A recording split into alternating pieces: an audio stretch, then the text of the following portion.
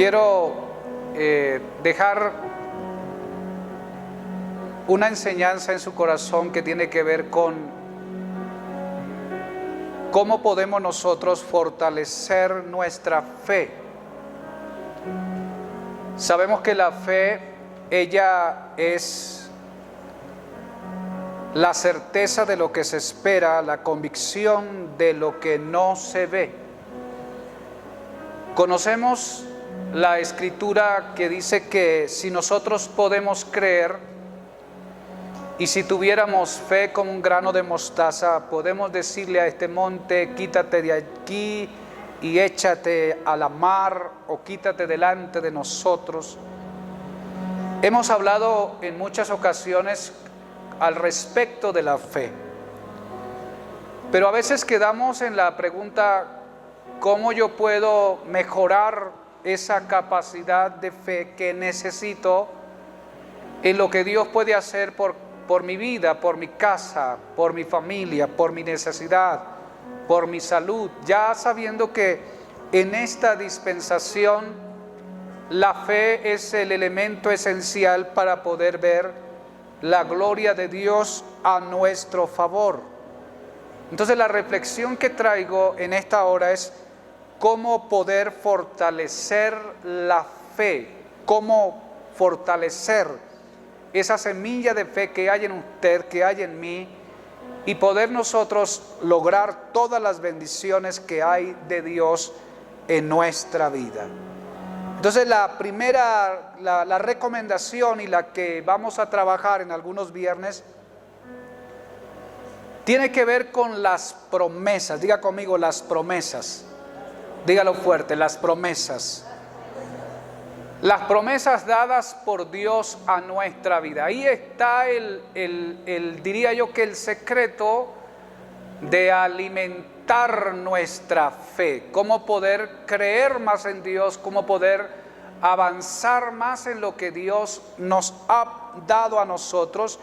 Pues sencillo, debemos no escatimar y dedicar nuestra vida, nuestra mente en parte a las promesas de Dios. Esas promesas que Dios ha dado a su iglesia.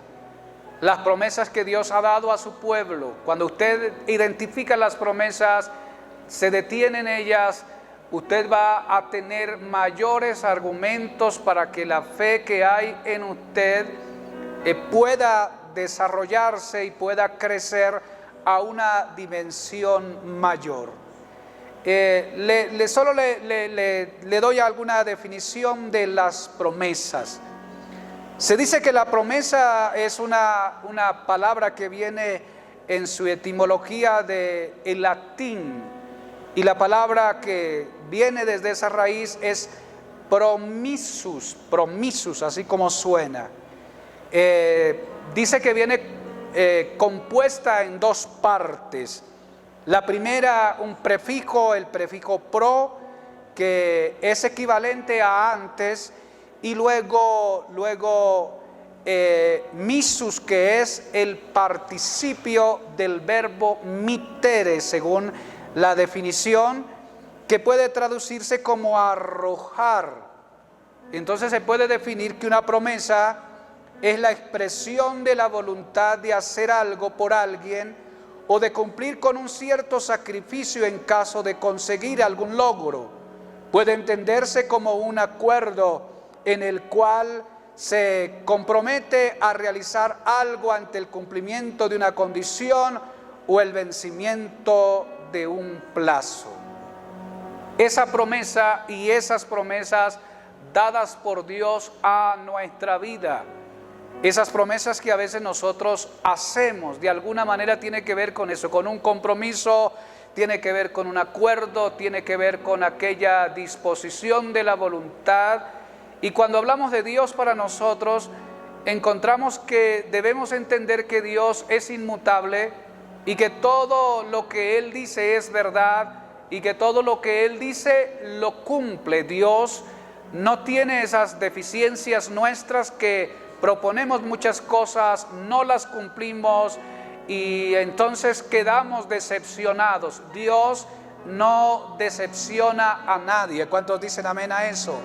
El Dios de la Biblia es un Dios veraz, es un Dios inmutable. Por lo tanto, la Biblia dice que Él no es hombre para que mienta, ni hijo de hombre para que se arrepienta. Por lo tanto, hay máxima fiabilidad de parte de Dios para nosotros y de nosotros para Él en creer en las benditas y poderosas promesas del Señor. Así es que, como le estoy diciendo que la idea es incrementar nuestra fe, hacer que nuestra fe se fortalezca, ¿qué debemos hacer ante esto? Entonces, la primera recomendación es: identifique las promesas de Dios en la palabra del Señor. La primera tarea suya y mía es identificarlas. ¿Dónde están esas promesas? ¿Cuántas promesas hay en la Sagrada Escritura? ¿Cuáles las que Dios ha dado para mí, para mi vida, para esta dispensación? Entonces, la primera recomendación es: identifíquelas. Algunos estudiosos dicen que hay más de 3,000 promesas en la Biblia. Otros dicen que hay más de 3,500. Otros dicen que hay hasta posiblemente 7,000 promesas en el escrito bíblico. Entonces hay un número significativo de promesas. Pero a veces muchos de nosotros, los cristianos, no las hemos identificado. De repente las hemos oído en una prédica, en una enseñanza, pero en nuestros estudios devocionales no las hemos identificado. Así es que el primer paso es: identifíquelas. No son sino más de 3,000. ¿Cuántos dan gloria a Dios por eso? Así que usted y yo vamos a tener una tarea amplia en la cual vamos a encontrar las promesas. Hay grandes promesas y muchas promesas de Dios en la palabra. 3,000, 3,500 o 7,000, las que hay en la Biblia. ¿Dónde las encuentra? Pues desde Génesis hasta Apocalipsis. Así que la tarea va a ser ardua. Usted y yo vamos a tener que leer la Biblia para que en medio de la lectura identifiquemos las promesas de Dios. ¿Cuántos dicen amén a eso? Identificar las promesas. La segunda recomendación es meditar en ellas. Cuando usted identifica la promesa, la otra recomendación es: medite en ella. Encontró la promesa, ahora haz un ejercicio de meditación, lectura previa, estudio previo, análisis previo y meditación en ella. Lo que dice la palabra, lo que enseña la palabra. Y usted la lleva en su mente y va en el transcurso del día, su trabajo, su casa, quizás haciendo el aseo, quizás preparando los alimentos, quizás yendo de viaje, quizás aún atendiendo a un cliente, pero allá en su mente usted está meditando una promesa de las cuales hay registradas en la palabra de Dios. La meditación permite que nuestra mente esté ocupada por la palabra, por el pensamiento de Dios. Meditar en ellas. ¿Qué más debes hacer con respecto a las promesas? Además de meditarlas, debes abrir la mente para entender las promesas.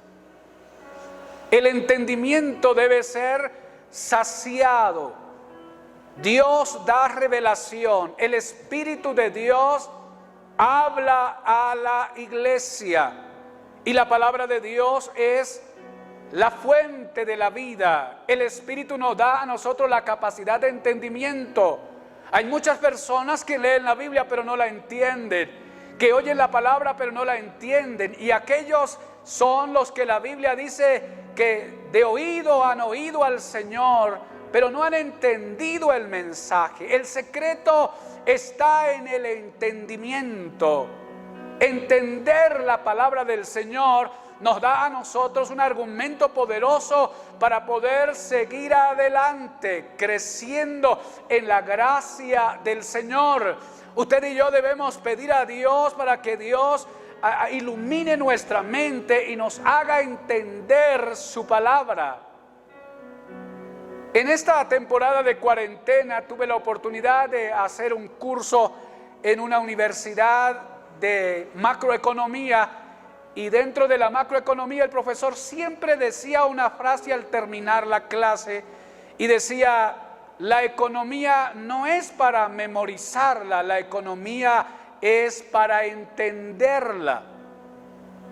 Y entonces me pareció importante esta reflexión, porque algo muy parecido tiene que ver con la escritura, el mensaje, la palabra del Señor. Quizás uno no puede memorizar esta cantidad de libros en la Biblia y la totalidad de las promesas, pero si uno pide a Dios, Dios da entendimiento, y cuando usted y yo entendemos la palabra, entonces tenemos un argumento mayor para poder seguir adelante. ¿Cuántos alaban el nombre del Señor? Sí, apláudalo.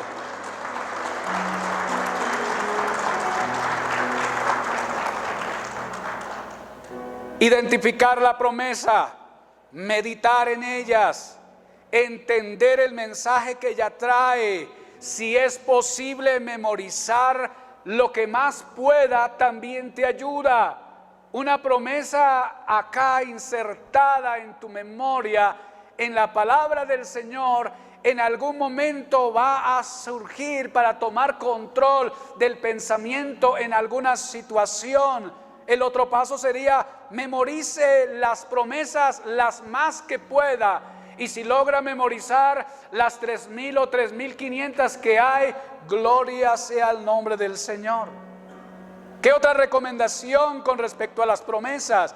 Identificarla, meditar en ella, entender el mensaje que ella trae, si es posible mecanizarla, memorizarla y luego declararla con frecuencia. Cuando usted declara la palabra de Dios, ella no vuelve vacía. La declaración nuestra de la palabra del Señor nos da a nosotros fortaleza, y como esto es una recomendación para incrementar nuestra fe, entonces usted va a tener un argumento mayor para que su fe sea fortalecida y así usted pueda lograr toda la bendición de Dios sobre su vida y sobre su casa. ¿Cuántos alaban el nombre del Señor? Cierro con esto. Le voy a dejar una promesa para que se la grabe en su mente y la lleve con este ejercicio, y usted va a encontrar que este fin de semana no será igual. Dice la palabra en Mateo 28, 16 al 20. Dice: pero los 11 discípulos se fueron a Galilea, al monte donde Jesús les había ordenado, y cuando lo vieron, le adoraron. Pero algunos dudaban, y Jesús se acercó y les habló diciendo: toda potestad me es dada en el cielo y en la tierra. Por tanto, id y haced discípulos a todas las naciones, bautizándolos en el nombre del Padre y del Hijo y del Espíritu Santo, enseñándoles que guarden todas las cosas que os he mandado. Y esto es lo que tiene que usted grabar y profetizar. Dice: y he aquí, yo estoy con vosotros todos los días hasta el fin del mundo. Amén y amén. Vamos, aplauda a Cristo. Esta es una promesa de aquel que es inmutable. Él prometió que iba a estar con nosotros todos los días. Todos los días, no hasta que se acabe el mes ni se acabe el año. Él prometió estar con nosotros hasta que se acabe el mundo, hasta el fin del mundo. Esa promesa de Dios, si yo la logro insertar en mi mente, la declaro, entonces voy a entender que no estoy solo, que no estoy abandonado, que donde quiera que vaya, la compañía de Cristo está conmigo. Y si Dios está conmigo, ¿quién contra mí? Entonces la gloria de Dios me acompaña. Y en medio de la dificultad, en medio de la necesidad, en medio de la adversidad, en medio de la batalla, de la victoria, entonces habrá un argumento mayor en mi vida, porque no voy caminando solo.